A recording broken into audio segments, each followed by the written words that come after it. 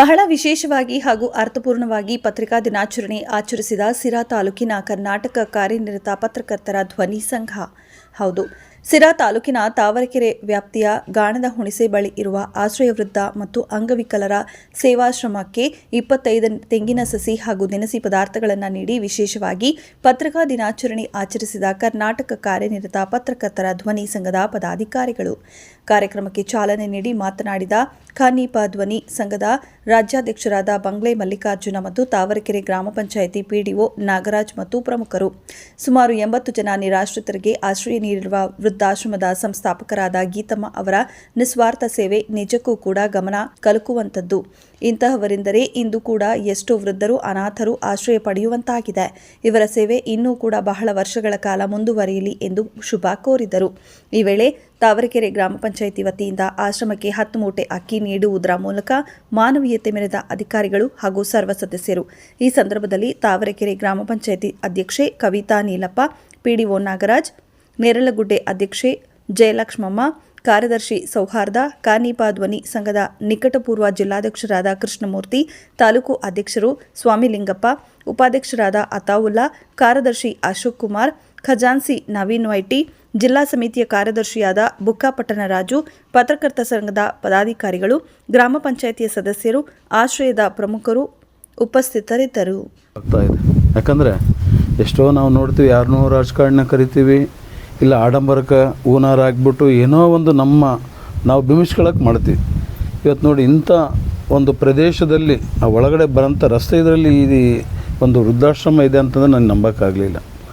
ಆದ್ರೂ ಇದರಲ್ಲಿ 80 ಜನ ಇದ್ದಾರೆ. ಇವತ್ತು 40 ಜನ ಹೋದ್ರೆ 40 ಜನ ಅಂದರೆ ನನಗೆ ಇವಾಗಲೂ ನಂಬೋಕ್ಕಾಗ. ಯಾಕಂದರೆ ಆ ದೇವ್ರುಗಳ್ನ ಇಲ್ಲಿ ನಾನು ಇನ್ನೂ ನೋಡಿಲ್ಲ. ಇವಾಗ ಒಳಗಡೆ ಹೋಗ್ತೀನಿ ಈ ಕಾರ್ಯಕ್ರಮ ಮುಗಿದ ನಂತರ.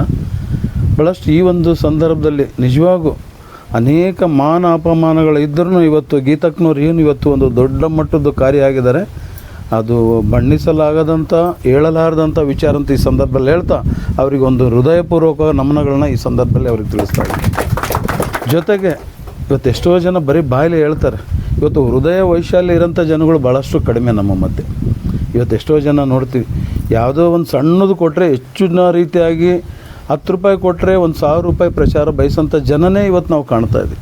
ಅಂಥದ್ರಲ್ಲಿ ನಮ್ಮ PDO ಸಾಹೇಬರು ತಮ್ಮ ಇತಿಮಿತಿನ ಮರ್ತುಕೊಂಡು ತಮಗೆ ಬರೋಂಥ ಒಂದು ಸ್ಯಾಲ್ರಿನಲ್ಲಿನೇ ಇಷ್ಟೆಲ್ಲ ದವಸ ಧಾನ್ಯ ಕೊಡಿಸ್ಬಿಟ್ಟು ಒಂದೇನು ಹೃದಯ ವೈಶಾಲ್ಯ ಮರಿದ ಇದೆಲ್ಲರಿಗೂ ಬರೋಕ್ಕೆ ಸಾಧ್ಯ ಇಲ್ಲ.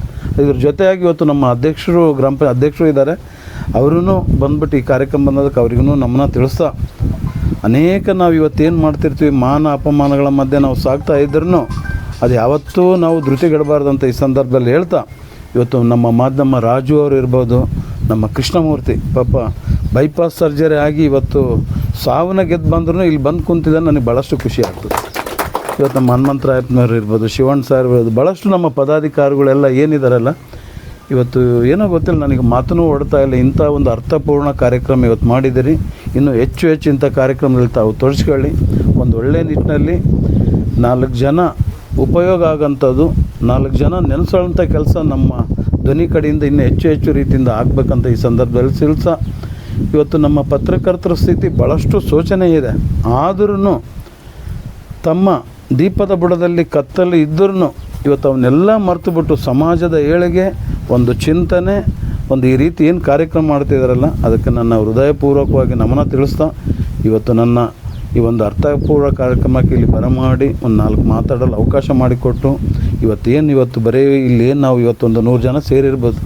ಇವತ್ತೇನು ನಿಮ್ಮ ವಿಡಿಯೋ ಏನು ಇವತ್ತು ವೈರಲ್ ಆಗುತ್ತೆ, ಇಡೀ ರಾಜ್ಯ ಪೂರ್ತಿ ವೈರಲ್ ಆಗೋದ್ರ ಜೊತೆಗೆ ಇಂಥ ಕಾರ್ಯಕ್ರಮಗಳು ಇಡೀ 31 ಜಿಲ್ಲೆಯಲ್ಲಿ ಇರೋಂಥ ನಮ್ಮ ಖಾನೀಪ ಧ್ವನಿ ಸಂಘಟನೆ 200 ತಾಲೂಕು ಹಾಗೂ 31 ಜಿಲ್ಲೆಯಲ್ಲೂ ಇಂತಿಂಥ ಕಾರ್ಯಕ್ರಮ ರೂಪಿಸ್ಬಿಟ್ಟು ನಿಜವಾದ ಒಂದು ನಿರ್ಗತಿಕರಿಗೆ, ಅನಾಥರಿಗೆ, ನೊಂದಂಥವರಿಗೆ ಆಶ್ರಯ ಆಗ್ಬೇಕಂದ್ಬಿಟ್ಟು ಇಡೀ ನನ್ನ ರಾಜ್ಯದ ಪತ್ರಕರ್ತರಿಗೆ ಈ ಸಂದರ್ಭದಲ್ಲಿ ಕರೆ ನೀಡ್ತಾ ನನ್ನನ್ನು ಇಲ್ಲಿ ಬರಮಾಡಿಕೊಂಡು 4 ಮಾತಾಡಲು ಅವಕಾಶ ಮಾಡಿಕೊಟ್ಟಂಥ ನಮ್ಮ ಸ್ವಾಮಿಲಿಂಗಪ್ಪ ಅವ್ರು ಏನು ತಾಲೂಕದ ಅವರಿಗೆ, ನಮ್ಮ ರಾಜು ಅವ್ರು ಏನಿದ್ದಾರೆ ಜಿಲ್ಲಾ ಪದಾಧಿಕಾರಿ ಇದ್ದಾರೆ ಅವರಿಗೆ, ಹನುಮಂತರಾಯಪ್ಪರವ್ರಿಗೆ, ಆಮೇಲೆ ವೇದಿಕೆ ಮೇಲಿರೋಂಥ ಗಣ್ಯಮಾನರಿಗೆ, ಹೆಚ್ಚಿನದಾಗಿ ನಮ್ಮ ಗೀತಮ್ಮ ಅಕ್ಕನವ್ರಿಗೆ ಹಾಗೂ ಎಲ್ಲ ಇರೋಂಥ ಎಲ್ಲರಿಗೂ ವಂದಿಸುತ್ತಾ ಈ ನನ್ನ 4 ಮಾತು ಮುಗಿಸ್ತಾ ಇದ್ದೀನಿ. ಜೈ ಹಿಂದ್, ಜೈ ಕರ್ನಾಟಕ. ನನ್ನ ಜೀವನದಲ್ಲಿ ಪ್ರಥಮ ಬಾರಿಗೆ ಭಾಗವಹಿಸ್ತಾ ಇದ್ದೀನಿ. ನನಗೂ ಕೂಡ 42 ವರ್ಷ ನಾನು ಸಾಕಷ್ಟು ಕಾರ್ಯಕ್ರಮಗಳ ಸಂಘಟನೆಗಳಲ್ಲಿ ಭಾಗವಹಿಸಿದ್ದೀನಿ. ನಾನು ಈಗ ತುಮಕೂರು PDO ಅಸೋಸಿಯೇಷನ್ ಪ್ರೆಸಿಡೆಂಟ್ ಇದ್ದೀನಿ. ಸೊ ಈ ಥರದ್ದೊಂದು ವಿಶೇಷ ಕಾರ್ಯಕ್ರಮ ನಾನು ನೋಡಿಲ್ಲ ರಾಜು. ಥ್ಯಾಂಕ್ ಯು ರಾಜು, ನನಗೆ ಈ ಒಂದು ಅವಕಾಶ ಕೊಟ್ಟಿದ್ದಕ್ಕೆ. ಈ ಒಂದು ಏನು ಈ ಸಭೆಗೆ ಕೇಂದ್ರ ಬಿಂದು ನಮ್ಮ ಗೀತಮ್ಮ ಅವರು. ಯಾಕೆಂದರೆ ನಾವೆಲ್ಲ ಇಲ್ಲಿ ಸೇರಲಿಕ್ಕೆ ಅವರ ಒಂದು ಏನು ಮನೋಲೋಚನೆ ಇದೆಯಲ್ಲ, ಅದು ಕಾರಣ. ಮನುಷ್ಯ ಸಹಜವಾಗಿ ಸೇವೆ ಮಾಡ್ತಾನೆ, ಬಟ್ ಪ್ರತಿ ಸೇವೆಯಿಂದಲೂ ಕೂಡ ಅವನಿಗೆ ಎಲ್ಲೋ ಒಂದು ಕಡೆ ಪ್ರತಿಫಲ ಅಪೇಕ್ಷೆ ಇರ್ತದೆ. ಬಟ್ ಗೀತಮ್ಮ ಅವ್ರು ಮಾಡ್ತಿರ್ತಕ್ಕಂಥ ಕೆಲಸದಲ್ಲಿ ನಾನೇನು ಕಂಡುಕೊಂಡಿದ್ದೀನಿ ಅಂತಂದರೆ, ಅವರು ಏನೂ ಅಪೇಕ್ಷೆ ಇಲ್ಲದೆ ಕೆಲಸ ಮಾಡ್ತಿದ್ದಾರೆ. ಅದು ಮೋಸ್ಟ್ಲಿ ನನಗನ್ಸ್ದಂಗೆ ಭಾಳ ಬೆರಳೆ ಎಣಿಕೆಯಷ್ಟು. ನೀವು ಹುಡುಕ್ತಾ ಹೋದರೆ ಸಿಗಲ್ಲ. ನಾವು ಏನೇ ಮಾಡೋಕ್ಕೆ ಹೋದ್ರೂ ನಮಗೆ ಅದರದ್ದು ಹಿಂದಿಲ್ಲ ಏನೋ ಒಂದು ನಮ್ಮದು ಸ್ವಾರ್ಥ ಉದ್ದೇಶ ಇದ್ದೇ ಇರ್ತದೆ. ನನ್ನ ತಂದೆ ತಾಯಿಗಳನ್ನು ಕೂಡ ನಾನು ಭಾಳ ಚೆನ್ನಾಗಿ ನೋಡ್ಕೋತೀನಿ ಅಂದರೆ ನನ್ನ ತಂದೆ ತಾಯಿಯನ್ನು ಸ್ವಾರ್ಥನಾದರೂ ಇರ್ತದೆ. ಅವೆಲ್ಲವನ್ನು ಬಿಟ್ಟು ಕೂಡ ಪ್ರತಿಯೊಬ್ಬರೂ ತನ್ನ ತಂದೆ ತಾಯಿ ಅಥವಾ ತನ್ನ ಮಕ್ಕಳು ಅಂತ ಹೇಳಿ ಅವರು ಒಬ್ಬ ರುದ್ರನ್ನ ಅಂಗವಿಕಲರನ್ನ ಕರ್ಕೊಂಬಂದು ಅವರು ಸೇವೆ ಮಾಡ್ತಿದ್ದಾರೆ. ತಾಯಿ ನಿಮಗೆ ಒಳ್ಳೆಯದಾಗಲಿ. ಯಾಕೆಂದರೆ ಮುಂದಿನ ದಿನಗಳಲ್ಲಿ ನಿಮ್ಮಂಥವರು ಈ ಸಮಾಜ ಉಳಿಲಿಕ್ಕೆ ಮಳೆ ಬೆಳೆ ಆಗ್ಲಿಕ್ಕೆ ಬೇಕಾಗುತ್ತೆ. ಯಾಕೆಂದರೆ ನಿಮ್ಮಂಥವ್ರಿಂದಲೇ ಒಂದು ಈ ಅಜೀವ ಮುದಿಜೀವಿಗಳು ತಾವು ಹೇಳ್ತಿದ್ರಿ ತಿಂಗಳಿಗೆ 8 ಸಾವಾಗುತ್ತೆ ಅಂತ. ಅದಿದೆಯಲ್ಲ, ಈ ಸಂಸ್ಕಾರ ಮಾಡುವಂಥ ಒಂದು ನಮಗೆ ಇರ್ತಕ್ಕಂಥ ಅವಕಾಶ ಇದೆಯಲ್ಲ, ಅದಕ್ಕಿಂತ ಒಂದು ದೊಡ್ಡ ಸೇವೆ ನನಗೆ ಅನಿಸ್ದಂಗೆ ಬೇರೆ ಇಲ್ಲ. ಅಂಥ ಒಂದು ದೊಡ್ಡ ಅವಕಾಶ ತಮಗೆ ತಾವೇ ಸೃಷ್ಟಿ ಮಾಡ್ಕೊಂಡಿದ್ದೀರಿ. ತಮಗೆ ನಿಜವಾಗ್ಲೂ ಕೂಡ ಭಗವಂತ ಒಳ್ಳೇದು ಮಾಡಲಿ ಅಂತೇಳಿ, ಮತ್ತು ನೀವು ಇವೇನು ನಡೆಸ್ತಿದ್ದೀರಿ ತಮಗೆ ಈಗೇನು ಸಿಗ್ತಿದೆ ಸಹಕಾರ, ಇದಕ್ಕಿಂತ 100 ಪಟ್ಟು ಸಹಕಾರ ಸಿಗಲಿ, ಇನ್ನೂ ನೀವು ದೊಡ್ಡ ಮಟ್ಟಕ್ಕೆ ಬೆಳೀಲಿ ಅಂತ ನಾನು ಹಾರೈಸ್ತಾ. ಶುಭೋದಯ. ಬಂದಿರುವಂಥ ಪ್ರತಿಯೊಬ್ಬ ಗಣ್ಯ ವ್ಯಕ್ತಿಗಳಿಗೂ ಕೂಡ ಆಶ್ರಯ ವೃದ್ಧ ಮತ್ತು ಅಂಗವಿಕಲ ಸೇವಾ ಟ್ರಸ್ಟ್ ವತಿಯಿಂದ ನಮ್ಮೆಲ್ಲ ಆಶ್ರಮದ ನಿರಾಶ್ರಿತ ದೇವರುಗಳ ಪರವಾಗಿ ನಾನು ಧನ್ಯವಾದಗಳನ್ನ ಕೋರ್ತೀನಿ.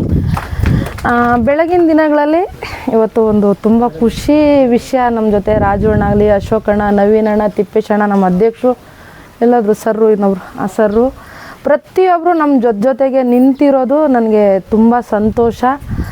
ಮೊದಲು ಇಲ್ಲಿ ಆಶ್ರಮ ಶುರು ಮಾಡಿ ಹತ್ತಿರ 1 ವರ್ಷ ಆಯಿತು. ನನ್ನ ಸಂಸ್ಥೆ ಶುರು ಮಾಡಿ 2020 ಆಗಸ್ಟ್ 5ನೇ ತಾರೀಕು ನಾನು ಶುರು ಮಾಡ್ತೀನಿ ಸಂಸ್ಥೆ. ಬೆಂಗಳೂರಲ್ಲಿ ಶುರು ಮಾಡಿಕೊಂಡೇ ಬರ್ತಾಯಿರ್ತೀನಿ. ಬಾಡಿಗೆ ಕಟ್ಟೋಕ್ಕಾಗದೇ ಇರೋವಂಥ ಕಾರಣ MTB ನಾಗರಾಜ್ ಅವರು ಸಹಾಯದಿಂದ ನಾನಿಲ್ಲಿ ಆಶ್ರಮ ಕಟ್ಟೋಕ್ಕೆ ಅಂತ ಬರ್ತೀನಿ.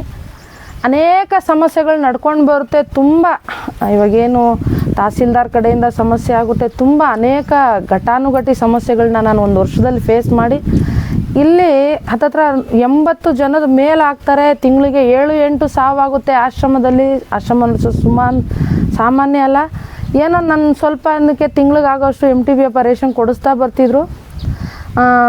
ನನಗೆ ರೇಷನ್ ಸಪ್ಲೈ ಆಗದೆ ಇರೋ ಕಾರಣ ನಾನು ಮಾತೃಶ್ರೀ ನಿರಾಶ್ರಿತರ ಆಶ್ರಯಧಾಮ ಹೊಸಕೋಟೆಗೆ ನಾನು ಕೇಳ್ಕೊತೀನಿ, ಅಮ್ಮ ನನ್ನಲ್ಲಿ ರೇಷನ್ ಇಲ್ಲ, ಜನ ಜಾಸ್ತಿ ಇದ್ದಾರೆ, ನಿನಗೆ ನಾನು ಜನನ ಕಳಿಸ್ಕೊಡ್ತೀನಿ, ಕರ್ಕೊಂಡೋಗಿ ಅಮ್ಮ ಅಂತ ಕೇಳ್ಕೊತೀನಿ. ಆಗ ಕಳಿಸ್ಕೊಡ್ತೀನಿ 48 ಜನ. ದಿಢೀರಂತ ಏನೋ ಒಂದು ಬಿದ್ದಂಗೆ ಆಯಿತು. ಬಂದರು ನಮ್ಮ ಅಣ್ಣಂದರು. ಹೆಂಗೆ ಅಂದರೆ ಸುನಾಮಿ ಬಂದಂಗೆ ಬಂದಿದ್ದೆಲ್ಲ. ರಾಜು ಅಣ್ಣ ನನ್ನನ್ನು ಗೌರ್ಮೆಂಟ್ ಹಾಸ್ಪಿಟ್ಲಲ್ಲಿ ನೋಡ್ತಾರೆ, ಹುಷಾರಿಲ್ಲದೆ ಆ ಟೈಮಲ್ಲಿ. ಅವ್ರು ಹೇಳಿ ಕಳಿಸ್ತಾರೆ. ಒಂದಿನ ಅಣ್ಣ ಮತ್ತು ತಿಪ್ಪೇಶಣ್ಣ ಬಂದು ನೋಡ್ಕೊಂಡು ಹೋಗ್ತಾರೆ. ಒಂದು ಅಲೆ ಹಿಂಗೆ ಹೋದಂಗೆ ಆಗ್ಬಿಡ್ತು ನನ್ನ ಜೀವನದಲ್ಲಿ. ಬಂದು ಯಾವತ್ತು ವಿಡಿಯೋ ಮಾಡಿದ್ರು ಅವತ್ತಿಂದ ನನಗೆ ರೇಷನ್ ಕೊರತೆ ಇಲ್ಲ, ಮತ್ತು ಈ ಬಟ್ಟೆ ಕೊರತೆ ಇಲ್ಲ. ಇಲ್ಲಿ ಏನೆಲ್ಲ ನಾನು ಕೊರತೆ ಅಂತ ಅಂದ್ಕೊಂಡಿದ್ದೆ ಪ್ರತಿಯೊಂದು ಕೂಡ ನನಗೆ ನೀಗ್ತು. ಸಾಲದಕ್ಕೆ ಶೀಟ್ ಕೂಡ ಅದೇ ಟೈಮಲ್ಲಿ ಬಂತು. ಮತ್ತು ಬೆಂಗಳೂರಿನ ಸ್ಮೈಲಿ ಪ್ರಾಜೆಕ್ಟು ಕಡೆಯಿಂದ ಟಾಟಾ ಕಂಪ್ನಿಯಿಂದ ನನಗೆ 30 ಕಾಟು 30 ಬೆಡ್ಡು ಬಂತು. ಎಲ್ಲಾದರೂ ಒಂದು ಟೌನಲ್ಲಿ ಓಡಾಡಿದ್ರೆ ನನ್ನನ್ನು ನಾನು ಅಂತ ಗುರುತಿಸ್ತಾರೆ ಅಂದರೆ ನಮ್ಮ ಎಲ್ಲ ಶಿರಾ ತಾಲೂಕಿನ ಮಾಧ್ಯಮ ಮಿತ್ರರ ಒಂದು ಸಹಕಾರದಿಂದ.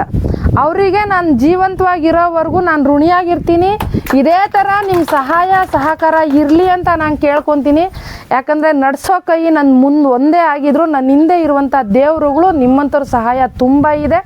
ಯಾಕಂದರೆ ಇದು ನಮ್ಮ ಅಪ್ಪನ ಮನೆಯಿಂದ ತಂದೆ ನಾನು ಕಟ್ತಾ ಇರೋದಂತಲ್ಲ, ಕರ್ನಾಟಕದ ಜನ ಸಹಾಯ ಮಾಡ್ತಾ ಇದ್ದಾರೆ. ನಾನು ಒಬ್ಬಳು ಮುಂದೆ ನೋಡ್ತಾ ಇದ್ದೀನಿ ಅಷ್ಟೇ. ಇದರಿಂದ ದೇವರುಗಳು ತುಂಬ ಜನ ನನಗೆ ಸಹಾಯವಾಗಿ ನಿಂತಿದ್ದೀರಾ, ಬೆಂಬಲವಾಗಿ ಕೂಡ ನಿಂತಿದ್ದೀರಾ. ನಾನು ಯಾವುದೇ ಹೊತ್ತಲ್ಲಿ ಏನೇ ಹೊತ್ತಕ್ಕೆ ಕರೆ ಮಾಡಿದ್ರು ಕೂಡ ನನಗೆ ಸ್ಪಂದಿಸ್ತಾ ಇದ್ದೀರಾ. ಅದೇ ಒಂದು ನನಗೆ ಖುಷಿ.